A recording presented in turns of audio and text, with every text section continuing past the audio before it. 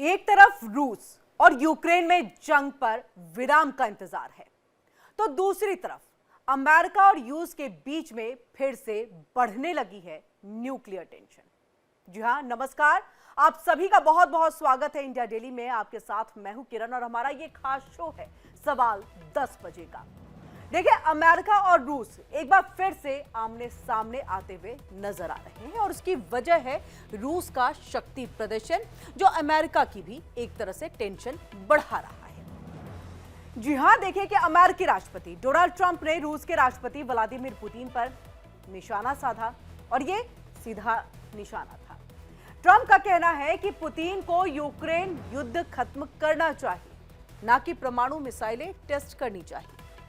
दरअसल देखिए, रूस ने हाल ही में अपनी नई बीरोवेस्टनिक क्रूज मिसाइल का जो है सफल परीक्षण किया है, जिसमें एक बार फिर दुनिया में तनाव बढ़ गया है, क्योंकि जहां पर भी न्यूक्लियर वेपन का एक सफल परीक्षण किया जाता है या परीक्षण करने की एक तैयारी तक की जाती है, बाकी देशों की जो टेंशन है वो बढ़ जाती है। और यही हुआ, जब रूस ने किया तो अमेरिका की टेंशन बढ़ गई, तो यूक्रेन की टेंशन यहां पर बढ़ गई। अब एक ऐसी मिसाइल जो कि परमाणु शक्ति से चलती है, हजारों किलोमीटर दूर तक अपने लक्ष्य को भेद सकती है। और इसी के बाद देखिए, ट्रंप का बयान भी सामने आ गया और उसने बयान दिया कि जो युद्ध एक हफ्ते में खत्म हो जाना चाहिए था, उसे 4 साल बीत चुके हैं। ट्रंप ने दावा किया कि अमेरिका ने रूस के समुद्र तट के पास में अपनी न्यूक्लियर सबमरीन तैनात कर रखी है और उन्हें इस बात का पूरा भरोसा है। अब ऐसे में देखिए, अमेरिकी सबमरीन दुनिया की सबसे बेहतरीन सबमरीन है। ट्रंप ने कहा है कि हमारी सबमरीन जो दुश्मन तक पहुंचने के लिए 8000 मील चलने की भी जरूरत नहीं है। यानी एक बार फिर अमेरिका और रूस के बीच में न्यूक्लियर शक्ति प्रदर्शन की होड़ तेज हो गई है। और वहीं देखिए कि ट्रंप के इस बयान पर रूस ने भी करारा जवाब दिया। रूस क्यों चुप बैठे, बहुत सुन चुका, अब रूस ने भी करारा जवाब दे दिया। रूस का कहना है कि वो अपने राष्ट्रीय हितों को प्राथमिकता देगा और अमेरिका से बातचीत भी उसी आधार पर होगी। रूस के मुताबिक राष्ट्रीय सुरक्षा हमारी पहली प्राथमिकता है और इसके लिए जरूरी होगा कि वो किया जाए, यानी जो रूस के पक्ष में होगा वो किया जाए, तभी ये युद्ध जो है वो थमेगा। यानी एक तरफ ट्रंप शांति की अपील कर रहे हैं, तो दूसरी तरफ रूस सुरक्षा की दुहाई दे रहा है। अब सवाल यही है कि क्या ये बयानबाजी यूक्रेन युद्ध के अंत की शुरुआत है या एक नए परमाणु टकराव की एक तरह से प्रस्तावना है? इसी पर आज हम चर्चा करेंगे, लेकिन उससे पहले आपको हम कुछ और ग्राफिक्स जो है दिखाएंगे, बताएंगे। लेकिन इन सब के बीच में देखिए कि किस तरह से ये टकराव वाली स्थिति जो है वो यहाँ पर पैदा हो गई है। और ये देखिए, ये हम आपको ग्राफिक्स के जरिए दिखा रहे हैं कि किस क्रूज मिसाइल का जो है परीक्षण किया गया है, जिसके बाद से रूस और अमेरिका का जो टकराव है वो यहाँ पर जो है वो तेज हो गया। तो 9M730 बीरोवेस्टनिक क्रूज मिसाइल है। ये है क्या? तो रूस का न्यूक्लियर पावर्ड मिसाइल है।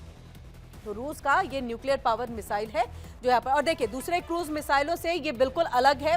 9M730 बीरोवेस्टनिक ये बिल्कुल भी अलग है बाकी और क्रूज मिसाइलों से। अब क्या इसमें अलग है? लंबे समय तक उड़ान भरने की ये क्षमता रखता है, जो कि बाकी मिसाइलों में नहीं है और वो इसमें है, तो लंबे समय तक। अब इसके बाद देखिए, मिसाइल और डिफेंस सिस्टम को ये चकमा दे करके टारगेट करने की क्षमता रखता है। डिफेंस सिस्टम आपको याद होगा, S-400 जो है वो भारत का डिफेंस सिस्टम है और यही इसी तरह से हर देश का जो है एक एयर डिफेंस सिस्टम होता है।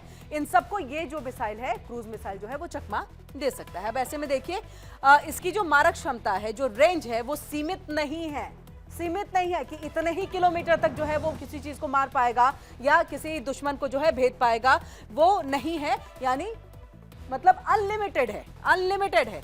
एक परीक्षण में मिसाइल ने लगभग 14,000 किलोमीटर की उड़ान की है और ये सिर्फ आप देखिए यहाँ पर परीक्षण के दौरान ये तमाम चीजें जो है वो सामने आई है। और ऐसे में आप समझिए, मिसाइल में देखिए एक छोटा परमाणु रिएक्टर भी जो है वो लगा हुआ है। तो ऐसी कई सारी चीजें जो है वो सामने आई कि किस तरह से एक छोटा सा जो है यहाँ पर परमाणु रिएक्टर जो है वो लगा हुआ है और कैसे ये काम करती है ये मिसाइल। तो ये परमाणु रिएक्टर की वजह से जो है ये काम करती है। इसमें एक छोटा सा यहाँ पर जो है वो चिप लगा हुआ है, जिसको हम परमाणु रिएक्टर कहते हैं। अब ये देखिए, ये मिसाइल हवा को बहुत गर्म करके बाहर निकालता है और ये दूसरे ईंधन वाली मिसाइलों से बिल्कुल देखिए यहाँ पर जो है अलग है, डिफरेंट है, बहुत अलग है। और ऐसे में देखिए ये मिसाइल कई दिनों तक जो है हवा में रह सकती है। तो ये भी एक बड़ी खासियत है इसकी कि ये कई दिनों तक हवा में ही रह सकती है। और ये हम आपको लगातार जो बता रहे हैं कि कैसे काम करती है ये मिसाइल। देखिए कम ऊंचाई पर उड़ सकती है, यहाँ पर जो है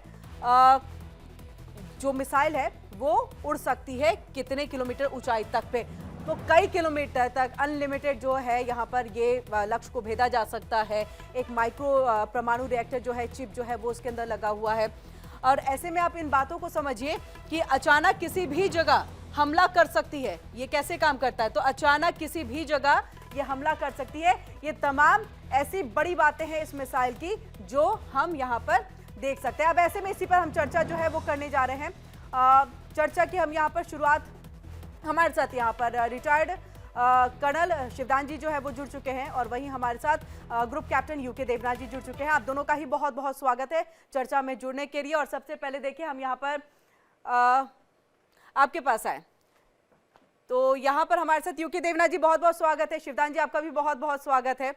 यूके देवनाथ सर, आपका सबसे पहले रुख करते हुए कि ये जो मिसाइल का परीक्षण किया गया है ये इतना क्या डरावना है, डराने वाला है, किस तरह से आप देखें कि अमेरिका को इतना तिल मिलाना पड़ गया? जी हाँ, हो ये रहा है कि रूस जब सोवियत रूस 1992 में टूट गया था उसके बाद से ही रूस जो है लगातार अमेरिका के मुकाबले शायद थोड़ा सा कमजोर हो जा रहा था। तो राष्ट्रपति पुतिन का एक एम्बिशन है कि वह फिर से रूस को मजबूत बनाए और जैसे सोवियत रशिया था, यूएसएसआर, उस जैसा ही मजबूत बनाए। राष्ट्रपति पुतिन तो कोल्ड वॉर के दौरान रूस के फौज में लेफ्टिनेंट कर्नल रह चुके हैं, केजीबी में काम कर चुके हैं, बहुत ही स्पाई मास्टर थे।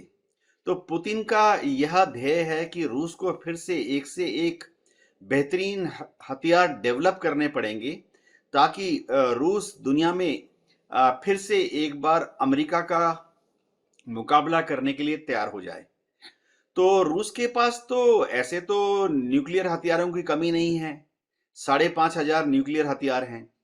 रूस के पास अलग अलग तरह के आईसीबीएम यानी इंटर कॉन्टिनेंटल बैलिस्टिक मिसाइल भी हैं, जिससे कि वो दूर दराज के क्षेत्रों तक एक न्यूक्लियर हथियार देकर हमला कर सकते हैं। दिक्कत ये आ रही थी कि पिछले कुछ सालों में अमेरिका और पश्चिमी देशों ने अलग अलग तरह के एयर डिफेंस सिस्टम बना लिए हैं, जो कि जैसे कि अमेरिका ने अपना NORAD, North American Air Defence System, बहुत ही सोफिस्टिकेटेड बना लिया है। तो रूस की तरफ से अगर कोई आईसीबीएम अमेरिका की तरफ चल पड़ता है न्यूक्लियर हथियार के साथ, तो फिर उसको उत्तरी ध्रुव या ग्रीनलैंड या अलास्का के ऊपर अंतरिक्ष में ही शूट डाउन करने की जो क्षमता है वो अमेरिका दावा करती है। तो ऐसे में अब पुतिन को मालूम था कि एक ऐसी कुछ व्यवस्था करनी पड़ेगी ताकि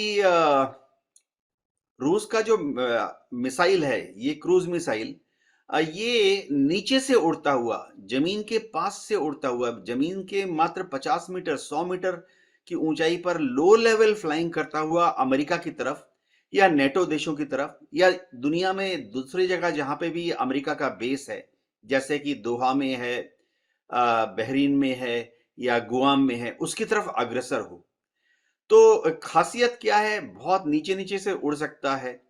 तो अमेरिकन जो रेडार डिटेक्शन प्रणाली है वो इनको डिटेक्ट नहीं कर पाएगी। दूसरी बात है, इसमें मैन्यूवरिंग क्षमता है। जैसे आपने बताया कि ये एक छोटे से न्यूक्लियर पावर प्लांट पे उड़ेगा, 15 घंटे तक ऑलरेडी डेमोन्स्ट्रेशन करा चुका है कि 15 घंटे से ज्यादा उड़ सकता है, 14,000 किलोमीटर तक उड़ा है। तो ये जो है दाएं बाएं हो सकता है। नॉर्मल बैलिस्टिक मिसाइल जब लॉन्च करते हैं तो वो आसमान में एक गेंद की तरह जाता है और फिर एक गेंद की तरह से अमेरिका में अपनी टारगेट की तरफ अग्रसर होता है। तो अमेरिका जो के पास जो सुपर कंप्यूटर्स हैं वो प्रेडिक्ट कर सकते हैं कि रूस का ये आईसीबीएम, इंटरकॉन्टिनेंटल बैलिस्टिक मिसाइल, इसका जो पाथ है, रास्ता है, वो कहां से होगा, तो उसको नेस्तनाबूद कर सकते हैं। लेकिन इस क्रूज मिसाइल की खास बात यह है कि ये दाएं-बाएं मुड़ता रहता है, प्रोग्राम किया जा सकता है। तो अमेरिका की एयर डिफेंस सिस्टम को पता नहीं लगेगा कि यह भविष्य में 1 मिनट के बाद या 1.5 मिनट के बाद कहां पर होगी। तो इसको इंटरसेप्ट करना बड़ा मुश्किल होगा। जी। जी भी जुड़ चुके हैं विदेशी मामलों के जानकार हैं सर, आपका भी हमारी चर्चा में बहुत बहुत स्वागत है। हम आपके पास आए लेकिन उससे पहले कर्नल शिवदान जी आपका रुख करते हुए इसका अर्थ यही है, क्योंकि देखिए अमेरिका की तरफ से भी ये कह दिया गया कि जहां पर ये युद्ध खत्म करने की बात हो रही है वहां पर इस तरह के मिसाइल का परीक्षण करना ये कहीं ना कहीं युद्ध को बढ़ावा देता है। आप पुतिन के हिसाब से अगर उनकी जगह में आप रहे तो आप किस हिसाब से जो है ये सब परीक्षण कर रहे हैं, या क्या सोच करके किया जा सकता है पुतिन की तरफ से, इसको कैसे देखते हैं कि वाकई ये एक तरह से शक्ति प्रदर्शन है? देखिए, हमको इस को देखने से पहले ये देखना पड़ेगा कि युद्ध किस कारण शुरू हुआ था। युद्ध का कारण ये था कि यूक्रेन नेटो को ज्वाइन करना चाह रहा था, चाह रहा है, चाह रहा था नहीं, चाह रहा है अभी भी। और नेटो को ज्वाइन करने का तात्पर्य ये होगा कि नेटो की सेनाएं रूसी सीमा तक आके लग जाएंगी और रूस को सीधा धमकी देने लगेंगी। तो लोग पूरे नेटो देशों ने ये सोचा था जब से इसका विघटन हुआ है यूएसएसआर का, सोवियत संघ का, कि रूस को अभी रूस इतना ताकतवर नहीं है जितना पहले था। तो इसलिए उन्होंने ये सोचा कि अभी यूक्रेन जो मिल जाएगा नेटो में और उसके बाद हम इसको रूस को वहीं पर उसकी जगह स्थापित कर देंगे और रूस को अपनी स्थिति दिखा देंगे कि तुम अभी उतने ताकतवर नहीं जितना पहले थे। तो इस मिसाइल को टेस्टिंग का सबसे बड़ा कारण यह है कि पुतिन पूरी दुनिया को, नेटो देशों को यह दिखाना चाहते हैं कि इस फील्ड में रूस अमेरिका से भी आगे बढ़ चुका है, क्योंकि जिस प्रकार से ग्रुप कैप्टन साहब ने बताया है इसका अनलिमिटेड रेंज है। 14,000 तो टेस्ट हो चुका है, मगर रूस के साइंटिस्ट ये कह रहे हैं कि इसका अनलिमिटेड रेंज है और ये 14 दिन तक हवा में उड़ सकती है लगातार ये मिसाइल। तो इस प्रकार से जहां भी कोई रूस के लिए खतरा पैदा होगा वहां पर ये मिसाइल जाके हमला कर सकती है। और रूस के पास एक बड़ा गोदाम, बड़ा स्टोर है न्यूक्लियर वेपन्स का।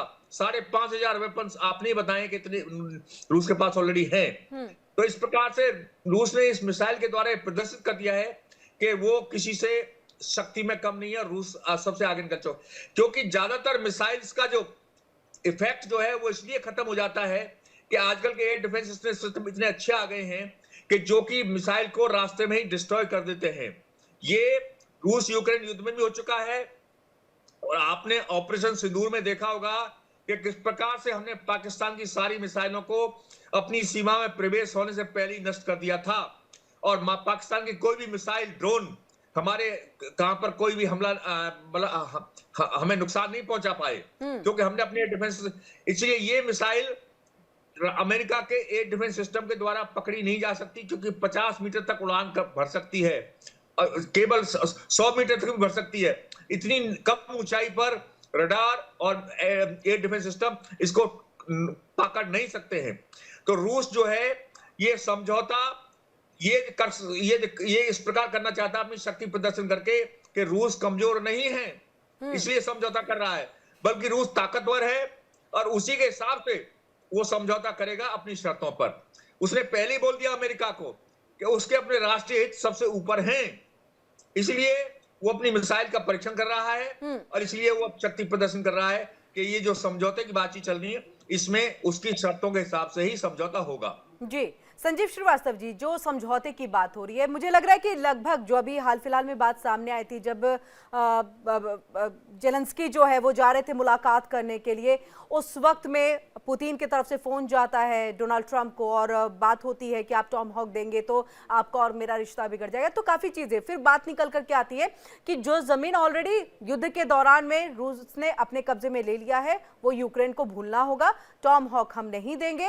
यानी लगभग सारी बातें, मुझे लग रहा है इसको लेकर के आप लोगों से चर्चा भी मेरी हुई होगी। संजीव सर, आप तो रेगुलर जुड़ते हैं हमारे साथ, चर्चा भी बातचीत भी होगी। उसके बाद क्या पर्दे के पीछे बात हुई, आपको क्या लगता है, क्या पर्दे के पीछे बात हुई कि ये बताना पड़ रहा है रशिया को कि आप भले ही समझौता करा रहे हैं, भले ही हम इसमें एक कदम आगे बढ़ रहे हैं, लेकिन हम शक्तिशाली हैं, हम झुक करके नहीं कर रहे हैं, जबकि सब कुछ उनके पक्ष में जा रहा है, रशिया के पक्ष में? या ऐसा लगा कि कोई संकेत की पर्दे के पीछे कोई और खेल है, कोई और गेम है? जी देखिए, जैसा कि कर्नल साहब ने बताया कि जो पूरी जो ये सिचुएशन है उसमें जो भी निगोशिएशंस हो रहे हैं उसके लिए जरूर एफर्ट्स डाले जा रहे हैं, लेकिन ये जो निगोशिएशंस हैं वो महाशक्तियां पोजीशन स्ट्रेंथ के साथ करना चाहती है। वो अपनी ताकत को दिखा करके कि हम कहीं से कमजोर नहीं हैं और हम एक ताकत की भाषा में बात करते हुए और अपनी जो शर्तों को अधिक से अधिक मनवाने की कोशिश करने की भावना के साथ वो नेगोशिएशन में जाना चाहती हैं और कोई भी कमजोर नहीं दिखना चाहता।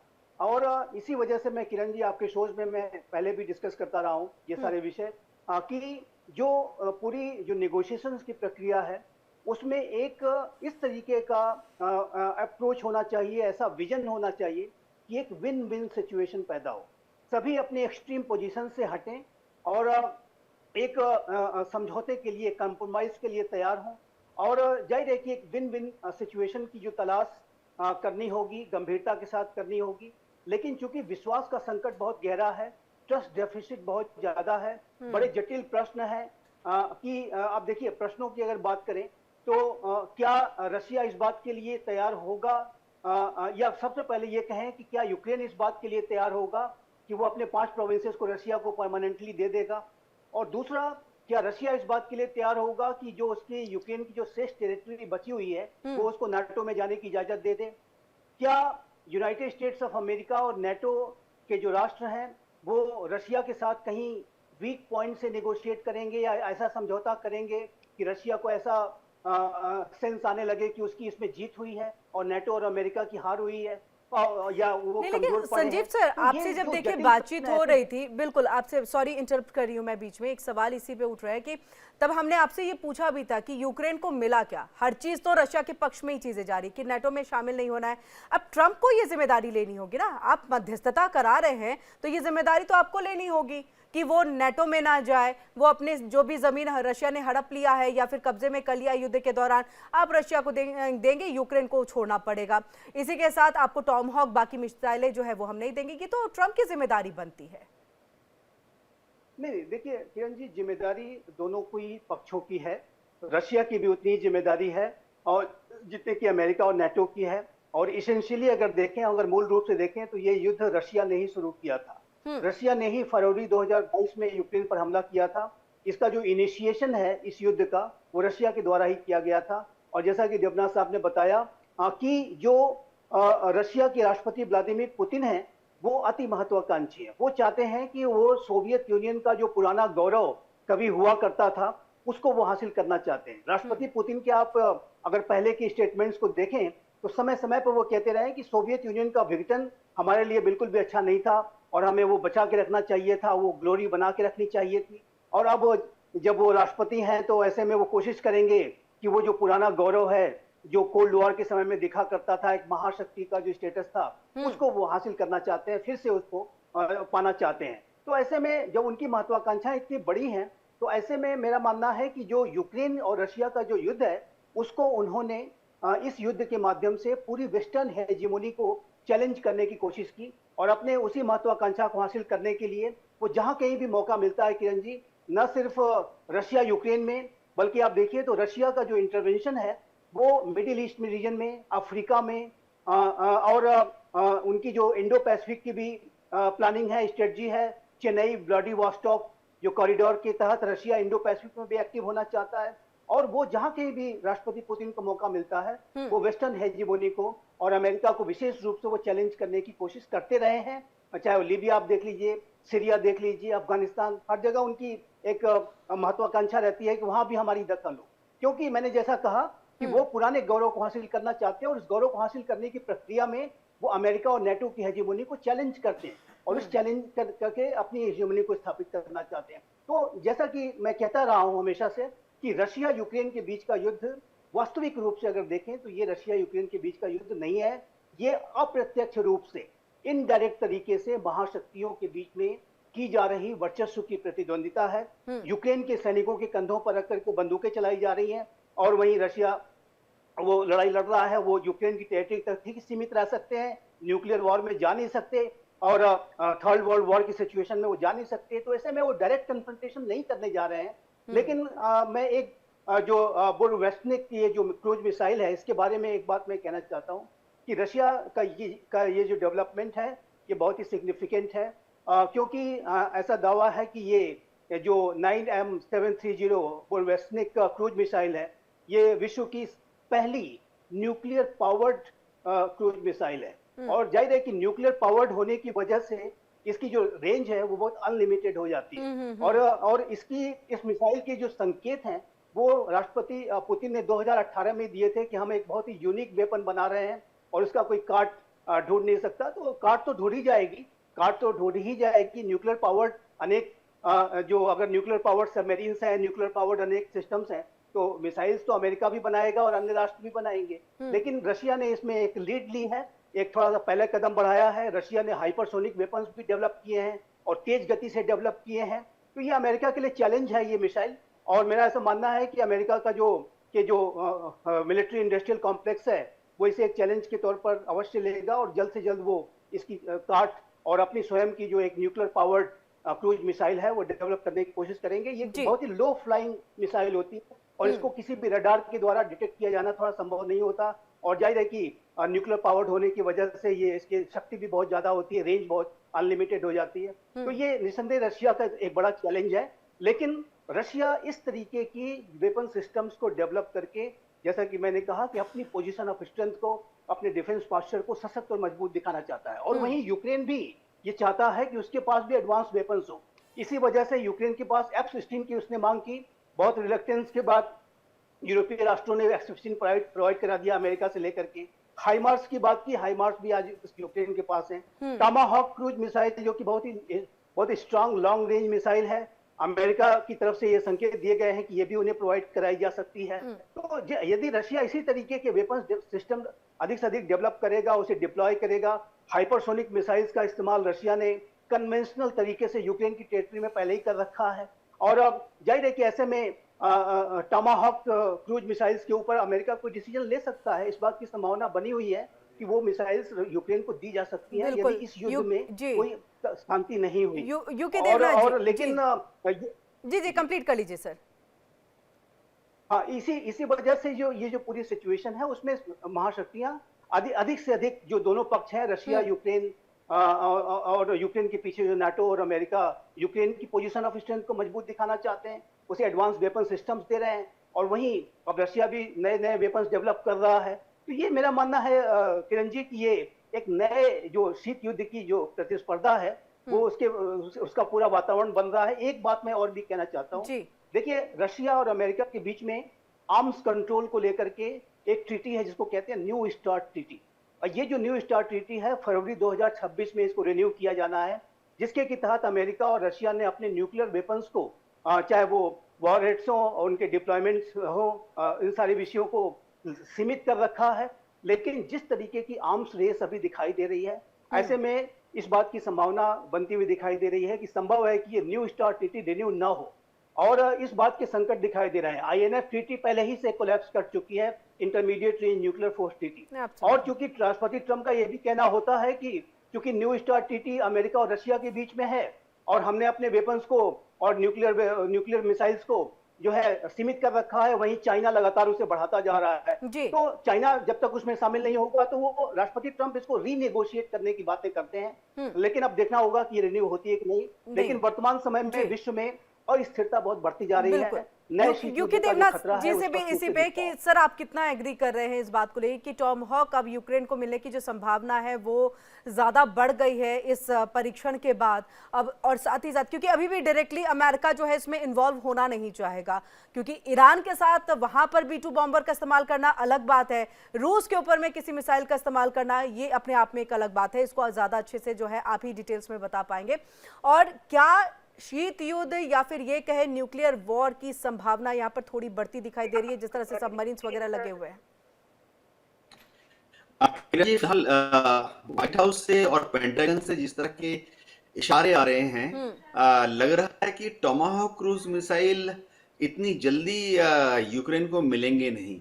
अगर हम F-16 को याद करें तो F-16 जब जेलेंस्की ने मांगा और पहला F-16 जब डिलीवर हुआ 18 महीने का समय लग गया था।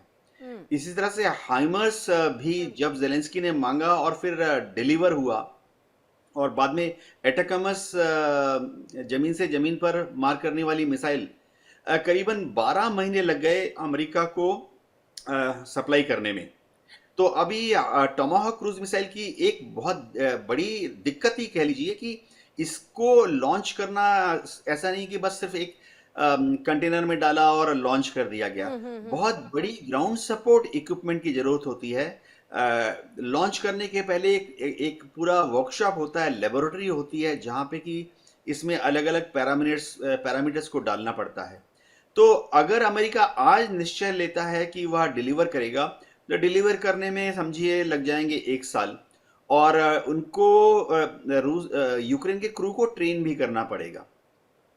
जहां तक देखिए आज जो हम बात कर रहे हैं कि रूस ने जो क्रूज मिसाइल डेवलप कर ली है, इसका उद्देश्य अमेरिका पर दबाव डालना है। यूक्रेन के युद्ध में किसी भी न्यूक्लियर मिसाइल का, चाहे वो न्यूक्लियर पावर्ड हो या न्यूक्लियर आर्म्ड हो, कोई रोल है नहीं।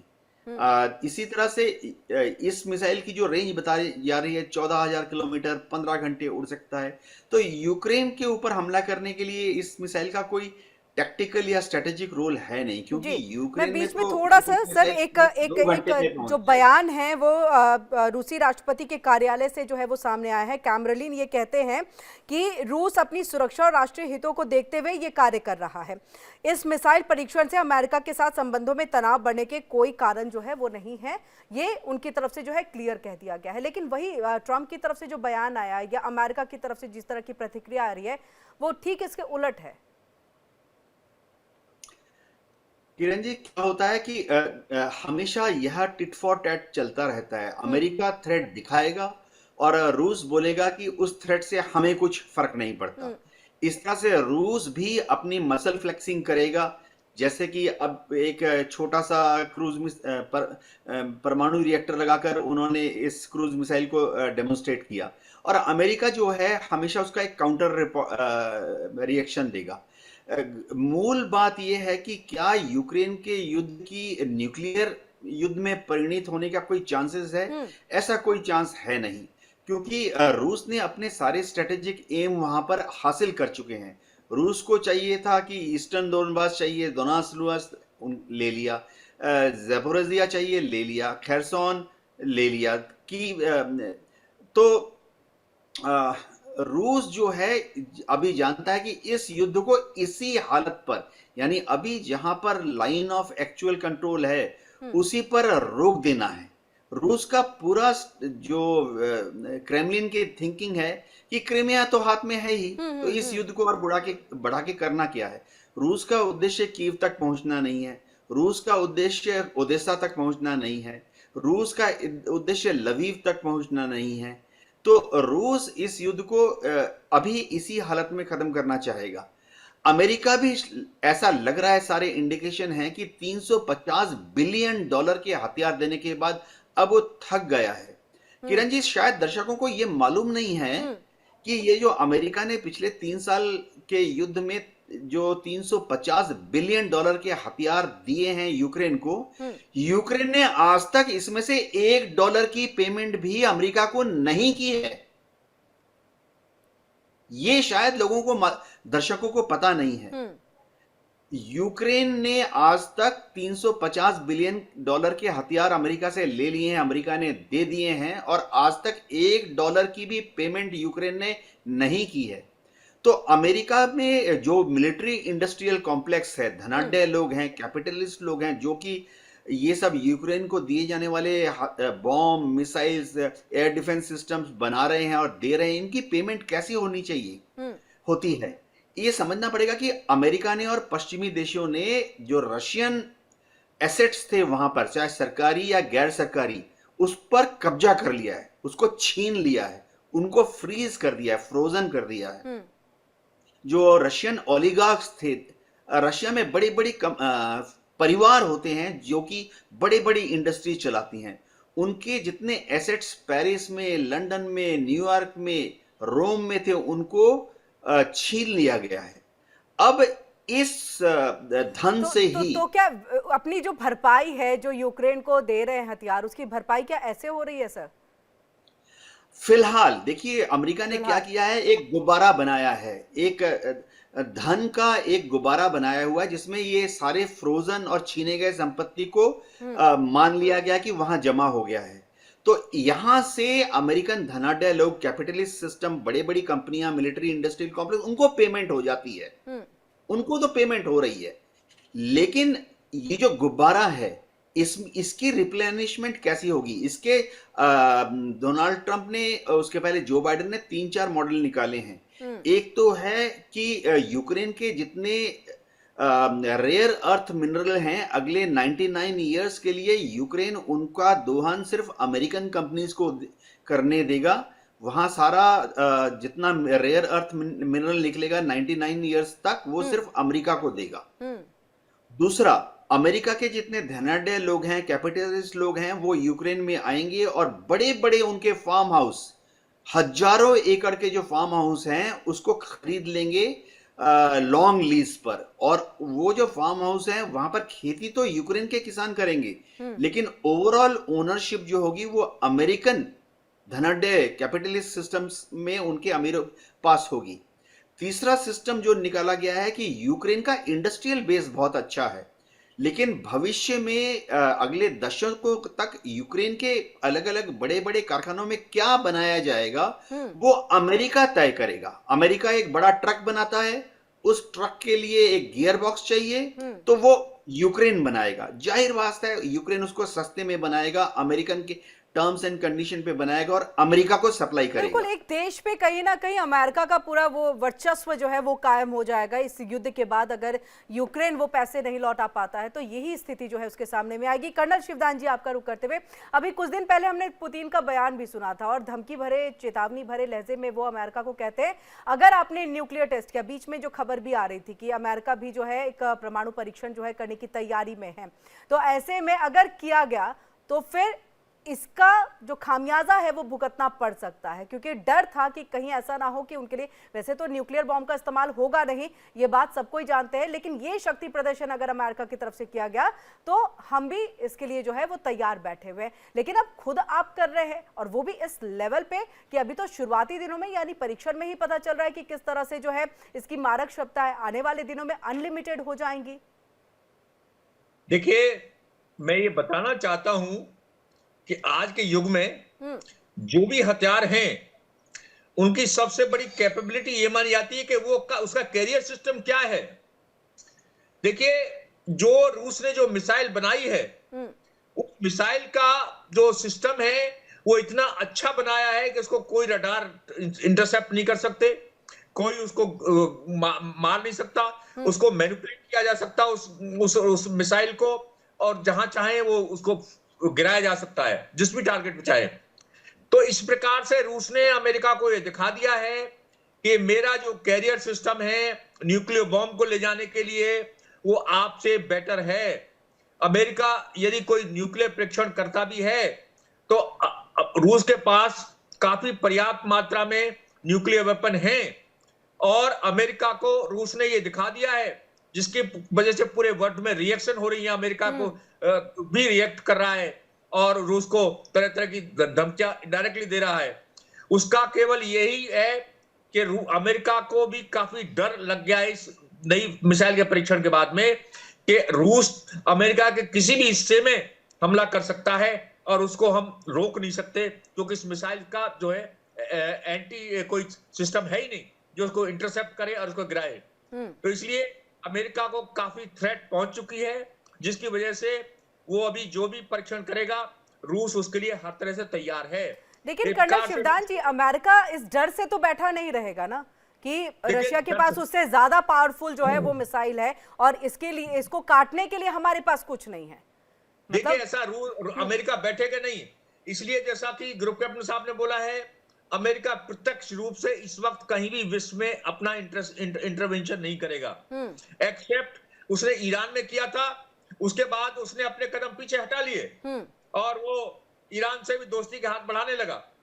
तो ये, इसके अलावा अमेरिका ने अभी तक कहीं भी डायरेक्ट इंटरवेंशन नहीं किया है। अभी अमेरिका कहीं भी डायरेक्ट इंटरवेंशन नहीं करेगा और वो चाहता है कि वो उसकी महाशक्ति का इसी तरह महिमा मंडन होता रहे कि सब कहते रहे कि अमेरिका महाशक्ति है, और उसके बिना इंटरवेंशन किए हुए आजकल के युग में केवल हथियारों के प्रदर्शन से ही लोग अपनी शक्ति का प्रदर्शन करते हैं कि हमारे पास इतने पावरफुल हथियार हैं इसलिए हम महाशक्ति हैं। इसी का प्रदर्शन करने के लिए रूस ने दिखा दिया है कि मैं अभी भी वही महाशक्ति हूं जो दूसरे विश्व युद्ध के समय था और अभी तक 92 तक रहा जब तक यूएसएसआर एक था। तो इसलिए ये जो मिसाइल प्रशिक्षण हुआ है, एक प्रकार से अमेरिका को इनडायरेक्ट जो थी वो ये चेतावनी है कि आप कोई भी ऐसा कदम लेने से पहले 10 बार सोचें कि रूस की मारक क्षमता आपसे ज्यादा हो गई है। इसलिए इस मिसाइल की इंपॉर्टेंस के कारण ये रूस की शक्ति को जो है उसका पूरी विश्व में लोहा माना जाने लगेगा और अमेरिका इस बात को समझ गया है।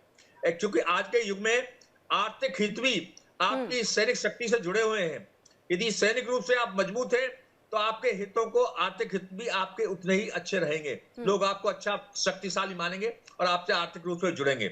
और यदि आप सैनिक रूप से कमजोर हैं तो आपकी आर्थिक स्थिति भी खराब हो जाती है। तो यही रूस का एम है इस मिसाइल को डेवलप करने का, कि अमेरिका को मैसेज देना, पूरे विश्व को मैसेज देना कि रूस कमजोर राष्ट्र नहीं है, रूस अभी भी ताकतवर है और महाशक्ति है। जी, संजीव श्रीवास्तव जी, ये तो परमाणु परीक्षण जो किया गया और सफल रहा इसका परीक्षण, तो ऐसे में तो पूरी दुनिया इस बात को मान रही है और समझना ये है कि अब अमेरिका की तरफ से स्टेप क्या, क्योंकि बार बार ये कह देना कि एक तरफ से आप शांति के लिए हाथ बढ़ाते हैं, फिर आप थोड़ा पीछे हटते हैं, फिर आप पुतिन को धमकी दे देते हैं, पुतिन को चेतावनी दे देते हैं, आप मतलब साम दाम दंड भेद हर चीज अपना रहे हैं। लेकिन क्या लग रहा है कि जियोपॉलिटिकल और इस तरह के जब वॉर होते हैं, वर्ल्ड वॉर की स्थिति में आते हैं, तब आपको इस तरह से जो है हर हथियार अपनाने की या हर हथकंडे अपनाने की जो है एक तरह से छूट होती है कि ये करेंगे तो ही चीज़ें बेहतर हो पाएंगी। और ऐसे में देखिए, इस बीच में अपडेट भी एक जानकारी जो है वो संजीव सर सामने आ रही है कि डोनाल्ड ट्रंप जो है तीसरी बार राष्ट्रपति बनना चाहते हैं, जो कि अमेरिका में पॉसिबल नहीं है। लेकिन ये कहने का अर्थ क्या निकलता है, क्योंकि उनका जो पहले का वादा है वो तो पूर्ण हो ही नहीं पा रहा है। देखिए किरण जी, मैं सबसे पहले ये कहना चाहता हूँ कि यूनाइटेड स्टेट्स ऑफ अमेरिका का जो मिलिट्री इंडस्ट्रियल कॉम्प्लेक्स है वो बहुत ही मजबूत है, बहुत ही सशक्त है। उनका R&D सिस्टम भी बेहद एडवांस्ड है और वो रशिया ने ये जो पावर मिसाइल बनाई है उसकी काट वो जरूर ढूंढेंगे। और रशिया और चाइना दोनों ही अगर हाइपरसोनिक वेपन्स की बात करें तो उसमें उन्होंने लीड ली थी, अवश्य लीड ली थी। चाइना ने तो पहले हाइपरसोनिक वेपन्स को तेज गति से डेवलप किया, रशिया भी ने भी किया और अमेरिका थोड़ा सा लैगिंग बिहाइंड था उसका, लेकिन वो उसने उसको मेकअप कर लिया है। और ये जो न्यूक्लियर पावर्ड वेपन्स हैं, न्यूक्लियर क्रूज मिसाइल्स हैं, जाहिर है कि इसको भी अमेरिका का जो बड़े मिलिट्री इंडस्ट्रियल कॉम्प्लेक्स, बड़ी जो कंपनीज हैं वो उसको बनाएंगी और उसको जल्द से जल्द बनाएंगी और क्विक गति से इसकी जो काट है वो ढूंढी जाएगी। और ये जो काट ढूंढा जाना बेहद आवश्यक भी है। मैं ये कहूँगा कि भारत को भी इस दिशा में प्रयास करने होंगे कि हम भी जो है इस तरीके की जो न्यूक्लियर पावर्ड जो सिस्टम्स हैं उसको डेवलप करें। और मेरा ऐसा मानना है कि हमारा जो DRDO है, डिफेंस रिसर्च रक्षा अनुसंधान और विकास संगठन, उसको भी उस दिशा में भी वो अवश्य कार्य करेंगे।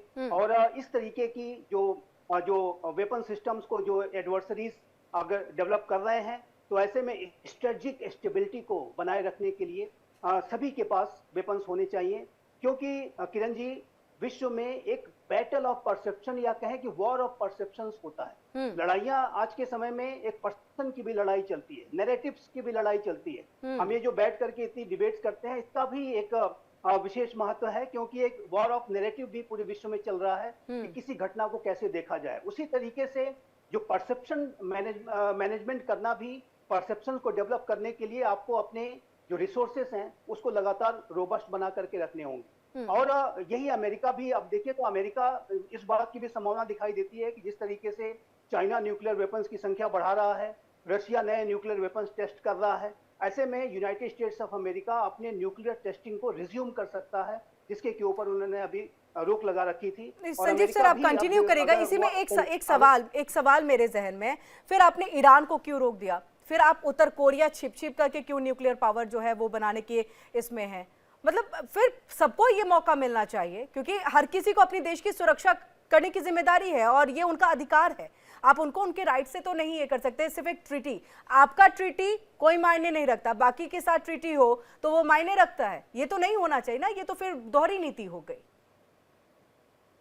देखिए, आपने ये बहुत ही अच्छा प्रश्न उठाया है, ये एक अलग डिबेट है, लेकिन मैं अवश्य इसके बारे में कहना चाहता हूँ कि जो राष्ट्र जिनके के पास न्यूक्लियर वेपन्स की कैपेबिलिटी है, उनका जो एक बिहेवियर कितना रिस्पॉन्सिबल है, उनका जो ट्रैक रिकॉर्ड कितना इम्पेकेबल है, इस बात को विशेष रूप से ध्यान में रखना होगा। न्यूक्लियर वेपन्स रखना एक बात है, लेकिन यदि आप समय समय पर इस तरीके की धमकियां देंगे तो ऐसे में कि न्यूक्लियर वॉर करना या ऐसे राष्ट्रों के पास न्यूक्लियर वेपन्स होना जहां आतंकियों का गढ़ है, जैसे कि पाकिस्तान है, पाकिस्तान जैसे राष्ट्र और नॉर्थ कोरिया जैसे राष्ट्र और ईरान जो कि पूरे इजराइल को वर्ल्ड मैप से मिटा देने की बातें, death to America, death to Israel के नारे वहां लगते हैं, सुप्रीम लीडर वहां पे इस तरीके की बातें करते हैं। तो यदि आपका न्यूक्लियर बिहेवियर अच्छा नहीं है और यदि आपके पास न्यूक्लियर वेपन्स हैं, लेकिन यदि आपके इंटेंशंस बहुत बुरे हैं या बहुत ही ज्यादा मानवता के खिलाफ हैं, तो ऐसे में ये माना जाता है कि ऐसे राष्ट्रों के पास न्यूक्लियर वेपन्स होना पूरी मानवता के लिए खतरा है। हालांकि मैं ये अवश्य मानता हूं कि ये जो डिस्क्रिमिनेशन था कि P5 के पास ही न्यूक्लियर वेपन्स होने चाहिए, भाई P6 यदि रिस्पॉन्सिबल बिहेवियर कर रहा है तो P6 भी न्यूक्लियर स्टेट क्यों नहीं बनना चाहिए? यही कारण है कि हमने CTBT पर साइन नहीं किया, हमने NPT पर साइन नहीं किया। भारत जो है इस तरीके की किसी भी डिस्क्रिमिनेटरी रिजीम्स के खिलाफ रहा है और हमने अपने न्यूक्लियर वेपन्स को डेवलप करके और एक इम्पेकेबल ट्रैक रिकॉर्ड को दिखा करके ये स्थापित कर दिया है कि जो अन्य राष्ट्र भी हैं P5 के अलावा भी, वो भी रिस्पॉन्सिबल हो सकते हैं। लेकिन जहां तक पाकिस्तान की और नॉर्थ कोरिया की और ईरान की बात है, तो मेरा मानना है कि वो बहुत ही डिस्टेबलाइजिंग रेजिम्स हैं और उनके पास इस तरीके के महाविनाश के हथियारों का होना पूरी मानवता के लिए खतरा पैदा कर सकता है। लेकिन कमिंग बैक टू जो हमारे आज का जो डिबेट है उसके ऊपर आते हैं। ये अलग बड़ा डिबेट है और इसके बारे में हम कभी और भी चर्चा करेंगे, बिल्कुल सर। और भी बातें मैं कहूंगा।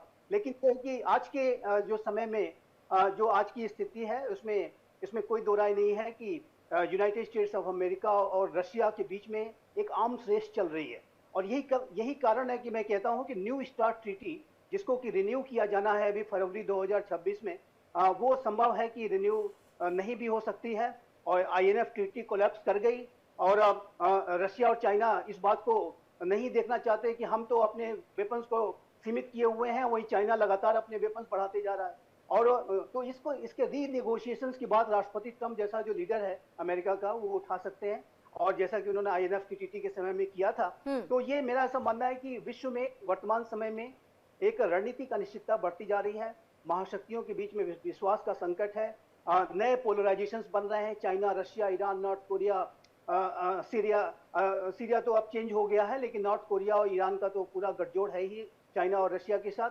और वहीं अमेरिका जो अपनी हेजेमोनी है, एग्जिस्टिंग हेजेमोनी है, वो यूरोपीय राष्ट्रों के साथ और अपने कुछ जो एशियन एलाइज हैं उनके साथ मिलकर के वो बना के रखना चाहता है, और एक नए शीत युद्ध का नया पोलराइजेशन हो रहा है। तो ऐसे में ये आने वाला जो वर्षों और दशकों में हम चैलेंजिंग सिचुएशंस बहुत देखेंगे और ये विश्व के लिए चैलेंजिंग होगा। लेकिन एक बात मैं इसमें अवश्य ऐड करना चाहूंगा किरण जी, क्योंकि डिबेट महत्वपूर्ण है। मेरा ऐसा मानना है कि भारत की जो महत्ता है, भारत का जो रोल है विश्व के मामलों में, वो आने वाले समय में और अधिक बढ़ेगा। जैसे जैसे विश्व में फॉल्ट लाइंस गहरी होंगी और ये विश्वास का संकट और गहराएगा, उसमें ऐसे में भारत जैसे विवेकपूर्ण, बुद्धिमत्तापूर्ण, जिम्मेदारी भरी विदेश नीति को लेकर के चलने वाला जो राष्ट्र है, विश्व का सबसे बड़ा लोकतांत्रिक राष्ट्र है, हम न्यूक्लियर पावर भी हमारे पास है और हर तरीके की आर्थिक सबसे तेज गति से बढ़ती हुई मेजर इकॉनमी है। तो भारत का जो वैश्विक रोल है वो बढ़ेगा, और सबसे अच्छी बात यह है कि आज का जो नया भारत है वो ऐसे रोल को प्ले करने के लिए तैयार भी है।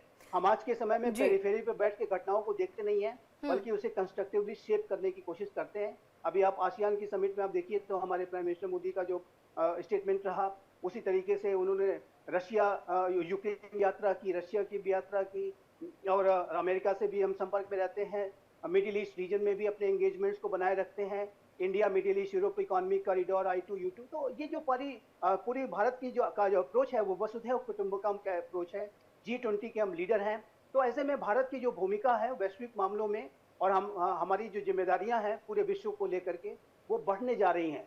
और इसमें एक जो बात बहुत महत्वपूर्ण मैं अभी कहना चाहता हूं, और मैं ये एक तरह से आग्रह या अपील भी करना चाहता हूं कि यदि भारत को आने वाले समय में अपने वैश्विक जिम्मेदारियों को भी पूरा करना है, तो हमें प्राइम मिनिस्टर मोदी का जो विकसित भारत को बनाने का जो लक्ष्य है उस पर तेज गति से काम करना होगा। यदि हम आंतरिक रूप से मजबूत होंगे, हम आंतरिक रूप से सशक्त होंगे, तभी हम जा करके अपने राष्ट्र का भी भला और समृद्धि ला सकते हैं, और पूरे विश्व में भी हमारी जो भूमिका बढ़ती जा रही है उसको हम अच्छी तरीके से पूरी कर सकते हैं। बिल्कुल, बहुत बड़ी बात आपने की है, क्योंकि फिलीपींस की तरफ से ये बात सामने आ गई थी कि हम भारत जैसे देश से बहुत कुछ ले सकते हैं, और ये सिर्फ उन्होंने अपने लिए नहीं कहा था बल्कि पूरे दुनिया के लिए कहा था कि हम भारत से क्या क्या चीजें जो है वो एक्सेप्ट कर सकते हैं, और ये बहुत बड़ी बात है भारत के लिए, जिसका जिक्र संजीव जी भी कर रहे थे आसियान के समिट के। मैं चाहूंगी यूके देवनाथ जी, क्योंकि अब हम भारत का जिक्र कर ही रहे हैं, तो इस न्यूक्लियर पावर्ड और तमाम मिसाइलों के परीक्षण के बीच में भारत की तैयारी क्या होनी चाहिए,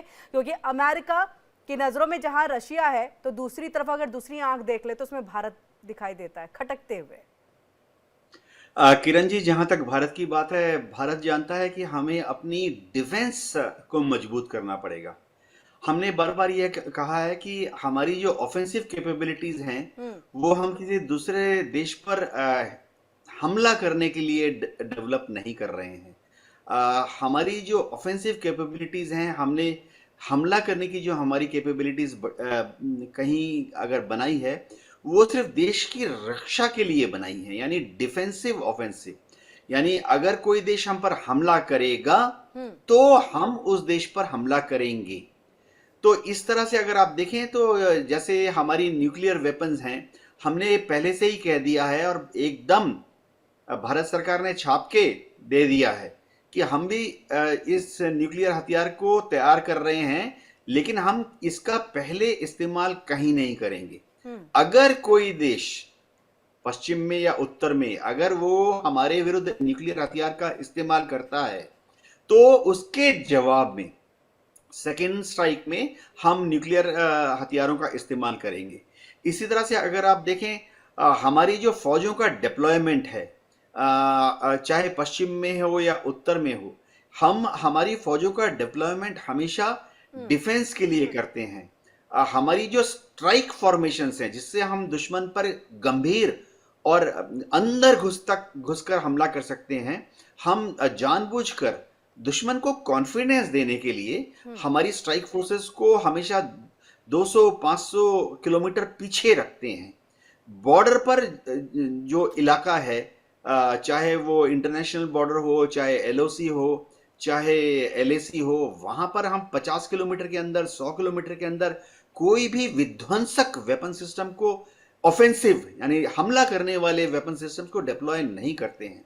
ये एक बहुत ही मैच्योर दृष्टिकोण है और इसने लेकिन यूके देवनाथ जी, मैं एक सवाल इसी में कि क्या अब लग रहा है कि अब के वक्त में भी यही एक डिप्लोमेसी और यही एक स्ट्रैटेजी जो है वो काम आएगी, जिस तरह से हमने पाकिस्तान को देखा। अब तो हम देख रहे हैं कि तुर्की जो है वो भी पाकिस्तान की तरफ से मिल गया है, सऊदी ने भी एक डील कर ली है, तो ऐसा नहीं लग रहा है कि अब इसमें थोड़े बदलाव की जरूरत है? अब डिफेंसिव नहीं, अटैकिंग मोड में होना चाहिए, जिसकी बात लगातार प्रधानमंत्री कहते भी हैं।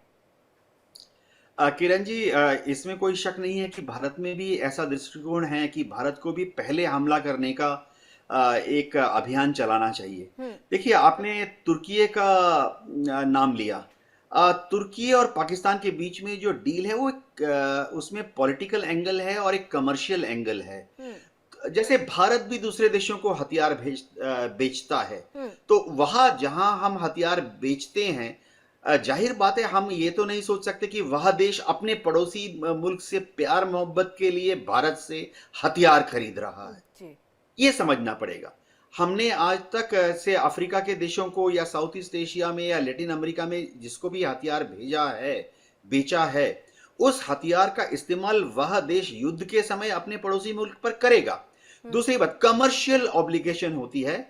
अगर भारत ने अफ्रीका में एक मुल्क को हथियार दिया है और उस मुल्क का अपने पड़ोस के मुल्क से युद्ध हो जाता है, तो फिर भारत की भी एक ऑब्लिगेशन होगी कि हम युद्ध के दौरान उस देश को उसके स्पेयर पार्ट, उसका जो अम्युनिशन है, उसके जो कंज्यूमेबल्स हैं, वो सप्लाई करें। अगर नहीं करेंगे तो कॉन्ट्रैक्ट का वायलेशन हो जाएगा और दुनिया में भारत की साख एज ए वेपन सप्लायर गिर जाएगी। तो तुर्की, देखिए तुर्की की बात हो रही है तो मैं आपको बता दूं दर्शकों को, ये नहीं कि तुर्की अभी हाल फिलहाल ही भारत के खिलाफ एक्शन कर रहा है। विदेश मंत्रालय के साइट में अगर आप जाएंगे, दो चीजें आपको पता लगेंगी। एक तो यह है कि तुर्की के साथ भारत के संबंध आज भी बहुत ही मैत्रीपूर्ण हैं। प्रिंट मीडिया कुछ भी कहे, इलेक्ट्रॉनिक मीडिया कुछ भी कहे, और कभी कभी भारत सरकार से एक आध प्रेस रिलीज हो जाते हैं, लेकिन ओवरऑल तुर्की के साथ हमारे रिलेशंस ठीक ठाक हैं। दुश्मनी नहीं है, ना ही भारत तुर्की से युद्ध के मैदान में भिड़ना चाहता है। देखिए तुर्की है, ठीक है, सब देशों का अपना एक व्यवहार। 1965 के युद्ध के दौरान भी तुर्की ने उस वक्त F-86 सैबर जेट अपनी एयरफोर्स से पाकिस्तान को भेजे थे, कराची में डिप्लॉय हुए थे 1965 में। 1971 के युद्ध में भी तुर्की ने अपने यहां से युद्धक विमान पाकिस्तान को भेजे थे, उनके पायलट भी वहां आए थे और वो सरगोदा में डिप्लॉय हुए थे, कराची में डिप्लॉय हुए थे, ठीक है। लेकिन उससे भारत और तुर्की के बीच में जो एक वृहद संबंध है, उस पर कोई नहीं फर्क पड़ा। आज भी अगर आप देखें, भारत और तुर्की के बीच में दोनों तरफ एम्बेसीज ठीक से काम कर रही हैं। हमारे टूरिस्ट तुर्की में जा रहे हैं, तुर्की से एक्सपोर्ट का सामान भारत में आ रहा है। आज भी अगर आप देखें तो हमारा निरंतर प्रयास है कि तुर्की के साथ हमारा व्यवहार नॉर्मलाइज हो जाए। हम तुर्की के साथ दुश्मनी नहीं बढ़ाने की कोशिश कर रहे हैं। बीच में इंटरप्ट करने के लिए, लेकिन कैप्टन यूके देवराज जी, हमने देखा कि ठीक है, आपने पहले व्यापारिक संबंध के इसमें जो है आपने अपने न्यूक्लियर मिसाइल्स वगैरह या ड्रोन जो भी आप वेपन्स भेजते हैं वो आपने सब कुछ जो है वो सेल आउट कर दिया। लेकिन ये तो युद्ध के बीच में तुर्की की तरफ से भेजा गया। चाइना ने पहले एयर डिफेंस सिस्टम अपना भेज दिया था, उसकी मिसाइलें पहले ही आ चुकी थी। इसलिए चाइना पर उतना गंभीर आरोप ना लगाकर के तुर्की में लगता है क्योंकि वो भारत के साथ युद्ध के दौरान उसने भेजा और उसने वहां पर धर्म को ज्यादा सर्वोपरि माना, क्योंकि एक धर्म के हैं, लेकिन वहां पर उसने वो मैत्री चीजें नहीं देखी जो उनके यहाँ भूकंप के दौरान में भारत ने जो अपनी तरफ से दोस्ती दिखाई थी, जो सामान भेजा था उनके उस भयावह समय में। मैं इसको लेकर के चाहूंगी कर्नल शिवदान जी, आप कितना एग्री कर रहे हैं और इस बात पे आप क्या कहेंगे?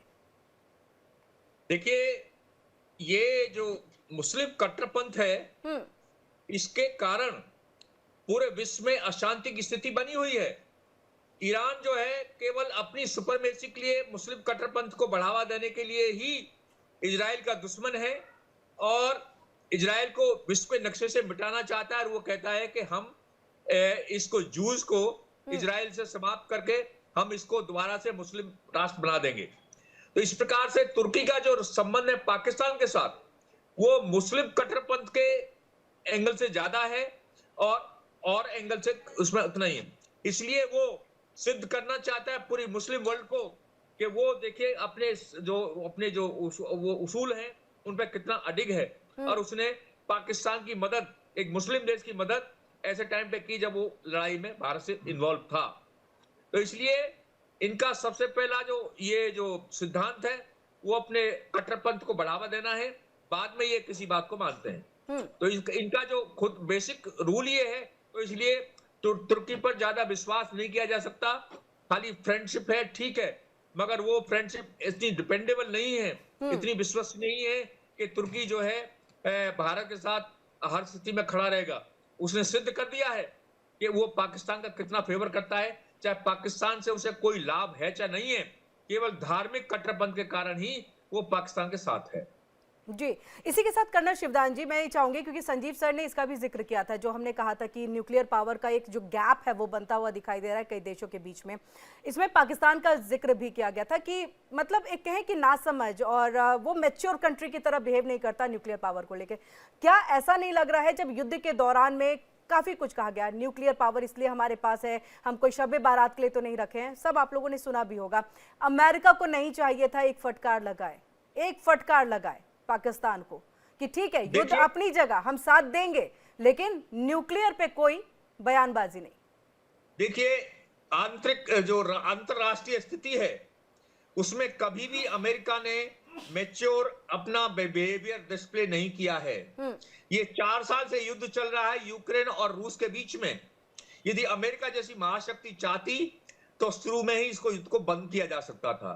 आप विश्वास करेंगे कि यूक्रेन का इतना विनाश हो चुका है कि यूक्रेन को अपनी स्थिति में आने के लिए कम से कम 35 से 40 वर्ष का समय चाहिए। जो एक विकसित देश था यूक्रेन, आज वो बिल्कुल प्लेन हो चुका है, सब कुछ बर्बाद हो गया यूक्रेन का। तो इसलिए अमेरिका किसी भी स्थिति में मैच्योर एक्शन नहीं ले रहा, केवल अपने हितों की रक्षा कर रहा है। अमेरिका को चाहिए था कि पाकिस्तान को न्यूक्लियर वेपन बनाने ही ना देता पहली स्थिति में, तो पाकिस्तान जैसे देश को। यदि यूक्रेन अब तो मुशर्रफ ने अमेरिका को ही सौंप दिया, ऐसी जानकारी भी निकल करके सामने आ रही है। वक्त की कमी है, माफी चाहूंगी। बहुत बहुत शुक्रिया आप तीनों का ही हमारे साथ इस खास चर्चा में जो है वो जुड़ने के लिए और तमाम महत्वपूर्ण बातें जो है वो यहाँ पर रखने के लिए। इसी